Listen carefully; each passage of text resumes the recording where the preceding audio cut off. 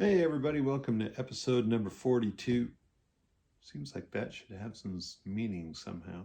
Of my South Olympic Branch update series. This is Larry, of course, and I hope you all are having a good spring so far, though that included me scraping the windows in my truck before I went to work the other day, so much for warmer weather. Anyway, let's start talking about what I got going on. So I'm checking in an order I just got from Scenery Express. And one of the things I got was these low yellow bushes. They call them yellow, but really just the highlight or flower color of the bush. And this is really a pretty good representation of Scotch broom. So I'm excited to use that, even though nobody in Western Washington likes Scotch broom, at least not anybody I've ever met.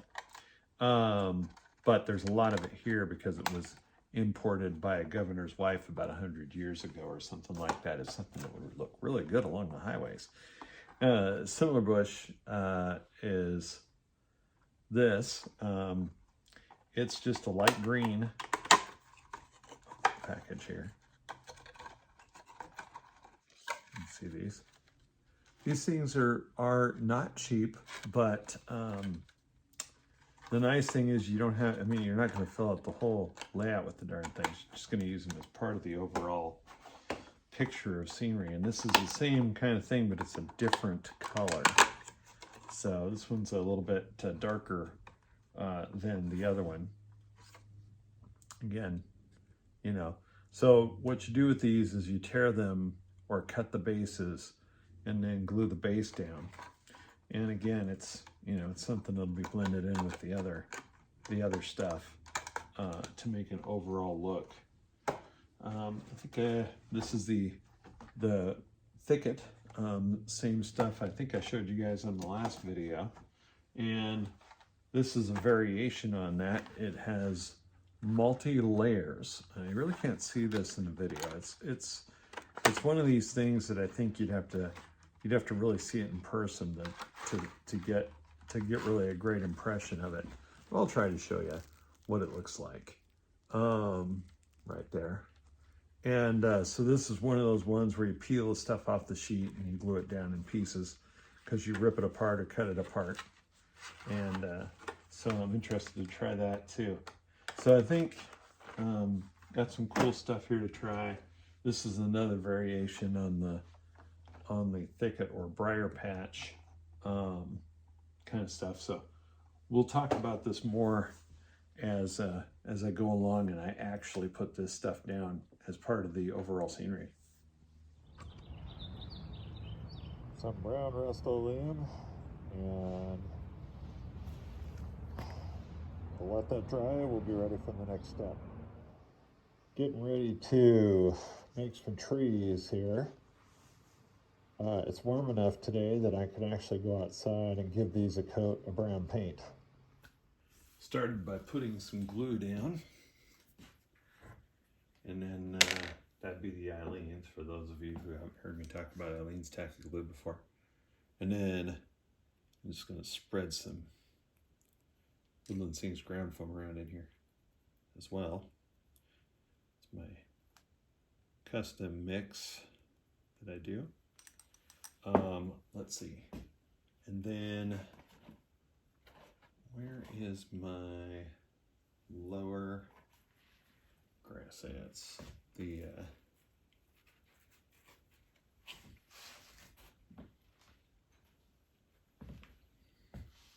we're going to peel away some of the lower thicket. Just put that on there. I got a little piece this time. Not a big deal. Put that there. Remember, we're going for random here, so if it happens to be random, it's not a bad thing. Like these two pieces I just tore off. Let's get back. Like, I meant to tear off one, so I'm gonna rip that apart. And there, just for the heck of it. And then we sort of got this other piece here. It's kind of oddly shaped.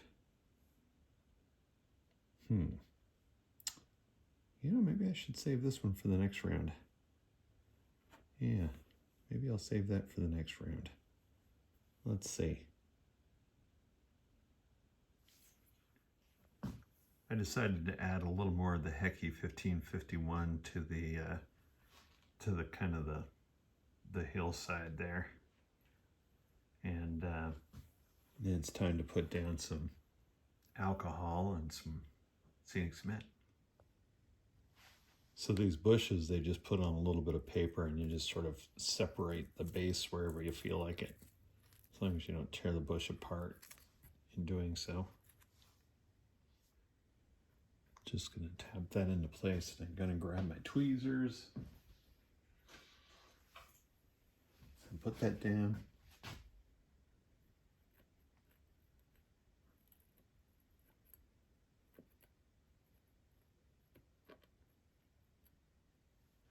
Just say, I feel a little bit like Bob Ross when I'm doing this sometimes.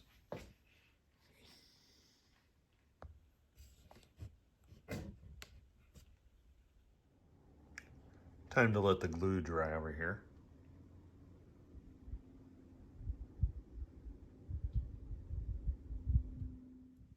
I've also continued the scenery down to just about the corner. Now I'm at a bit of a impasse or block until I fix the end here. So this piece, as you saw, there's a gap right here. It's also not quite the same height back there. I need to fix that. What I'm gonna do, I think, is I'm gonna mark this, and I'm gonna split it right there and put a couple risers underneath here to hold this, because right now it's just on the risers on either side.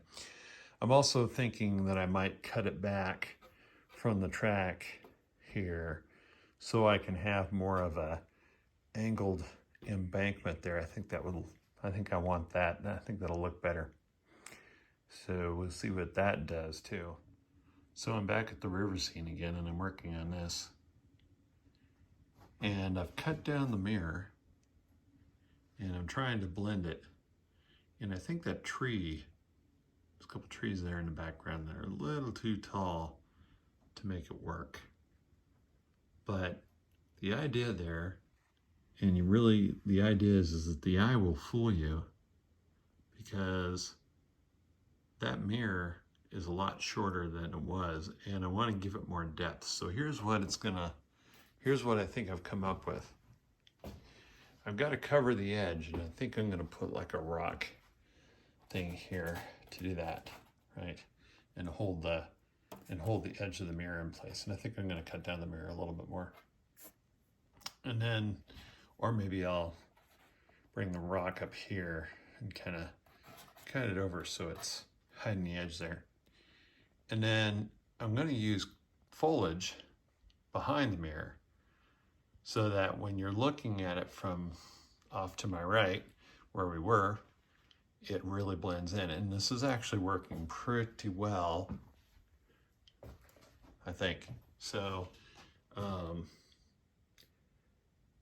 so you can see that, and I'm going to put some lighter foliage in there too, just to kind of give it something. And I've also got to paint the hill this darker brown that I started to paint it, which means I got to remove all that crap off of there.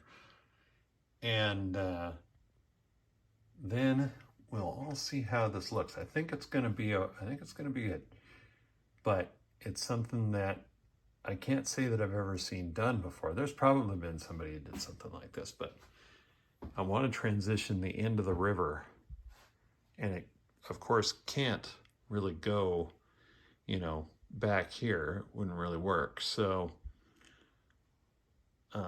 if I stop it with the mirror, and then I plant all kinds of vegetation on top of this hill, I can create sort of a scenery block. And I've got to get some more backdrop and put it up here so that that's 2x4 is covered. yesterday, I moved the backdrop that was on the other side and put it up against the wall over here.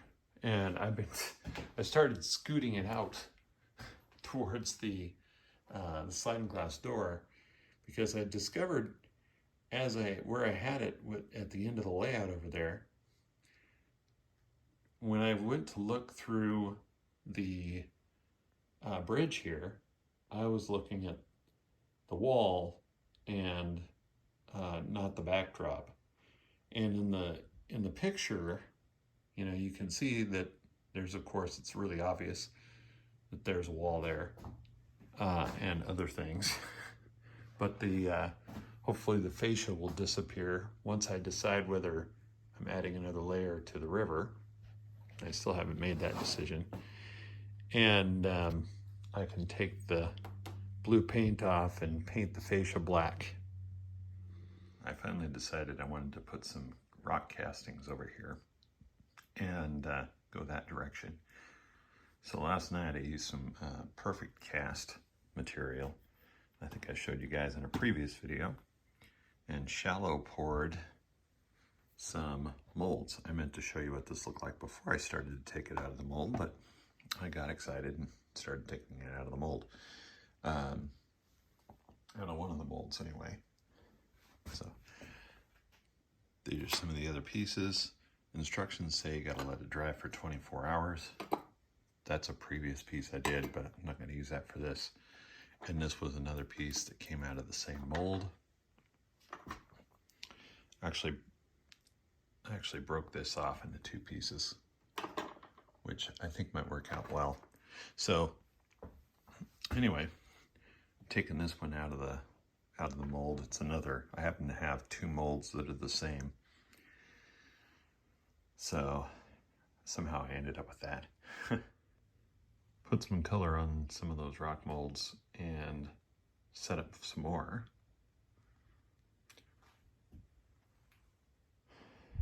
There's some other pieces of it down there.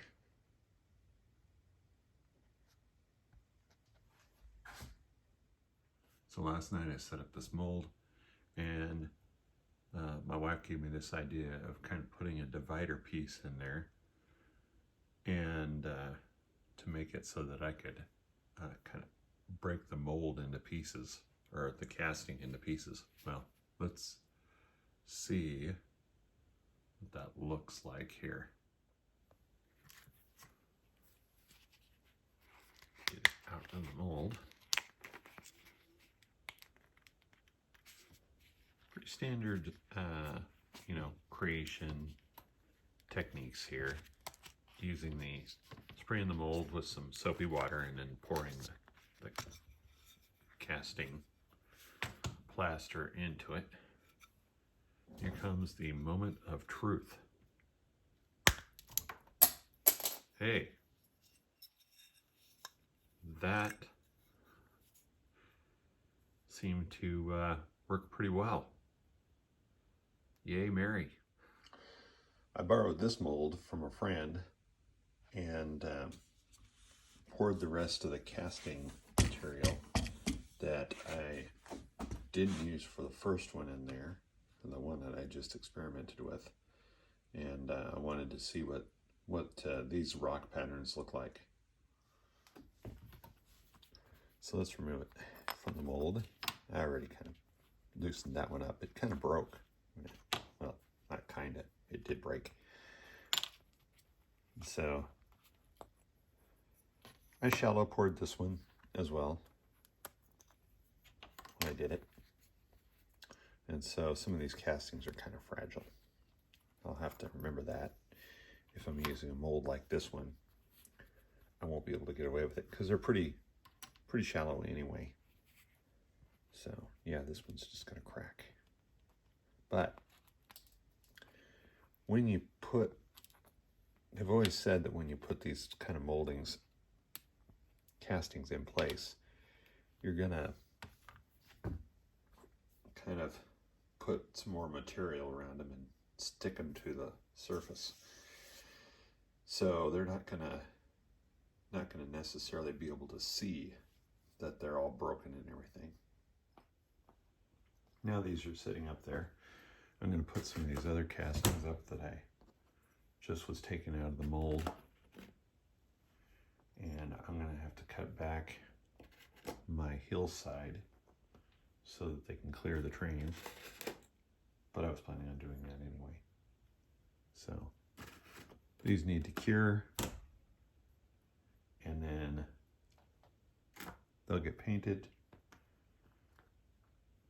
I'm just treating this area like a shelf right now for the purposes of showing the castings. Once they cure, I could actually paint them now, but they'll retain more of their small detail if I let it dry first before I start running a brush over it. These are all from the Woodland Scenics mold known as C1230, just so you know. With this casting right here, I actually kind of traced around it. I don't know if you guys, yeah, you can see that in the video. And I'm thinking I'm going to try to take my knife and kind of cut that vertically a little bit so that the casting will be sunk into the hillside there. I cut into the foam a little bit and look what we got. I'll carve out this side a little bit and maybe this end a little bit, but I think that piece will sit in there nicely.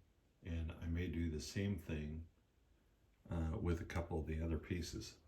I was out there working on another project, hence the safety glasses, when the real person showed up, bringing something I think is pretty cool. Been waiting on for a while. Yep, that's what it looks like. It is. It's Bowser's new RS3. This is a Loksound equipped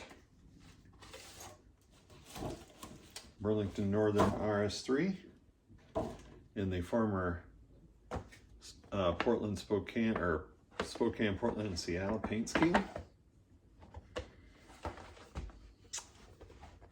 The patch should be a number on it. We'll get this out shortly and take it for a spin. And I noticed that it's got 2 screws on the bottom. So, kind of like an old Genesis in that packing mode. Let's take it out. All right, let's see about taking it off. Super tight.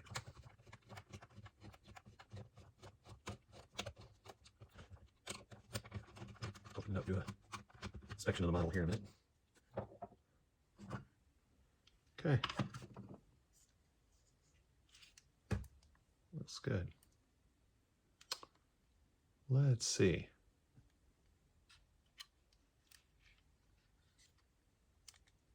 All right.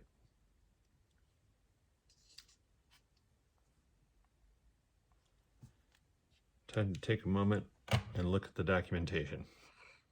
Okay, so the instructions say not to program the locomotive yet, which is the way I like to do it. It also says that we should be looking for F8 to turn it on. That also sounds like what you typically get with a new Loksound decoder. So this is going to be on 3, select that, and then F8. There we go. It's kind of quiet. Just kidding, it's not. Alright, it says blow the horn. Alright.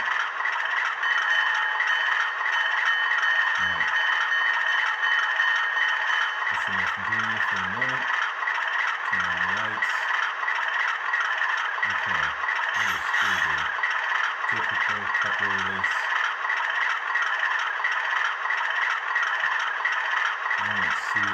hear anything happening in 4, 5, there's the beacon. Alright. So, 6. Nope. I have to actually go get the doggone manual to see what all the functions do. Anyway, basically we went back and forth for a few minutes. Let's see if it come out in front of me. But still missed it, so let's zoom out a little bit. Alright.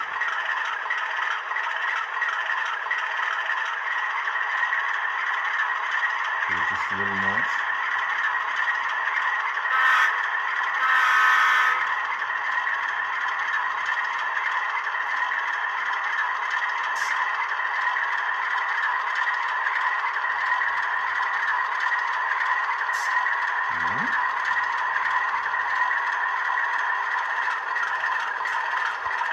To a step, and let's go backwards.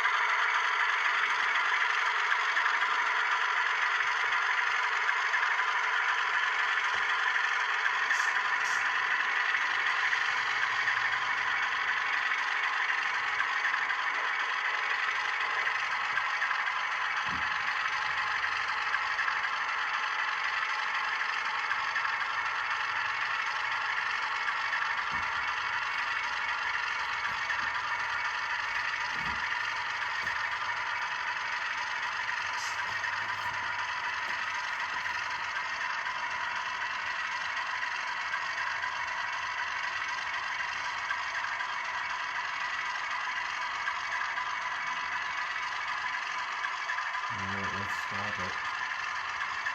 Momentarily.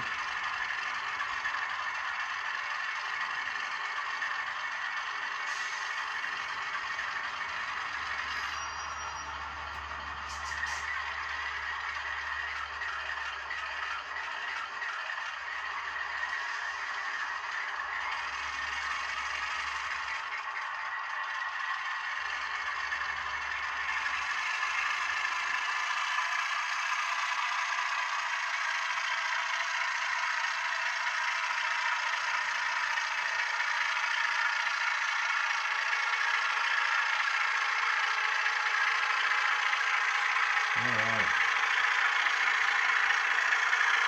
I like it. And if y'all can hear me over all that racket, by the way, that was steel number 162's train. Oh, there we go. Cool.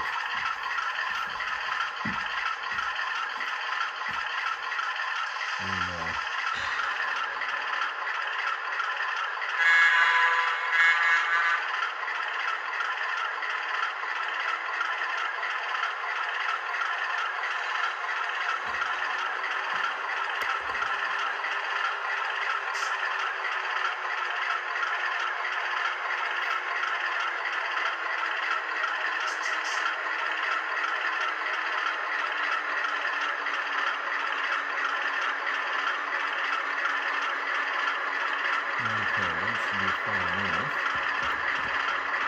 Okay. Check our position on it. Switch that track.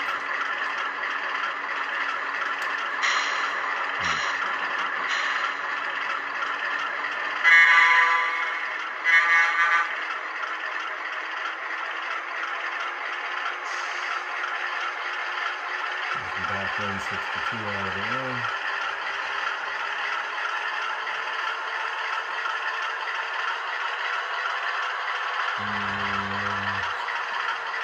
And back over to 37%.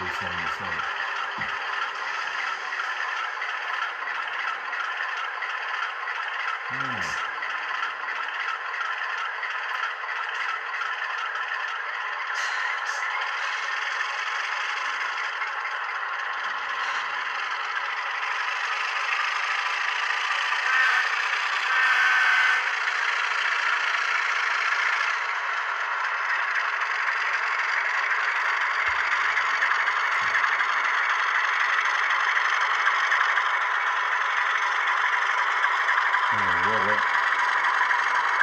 different.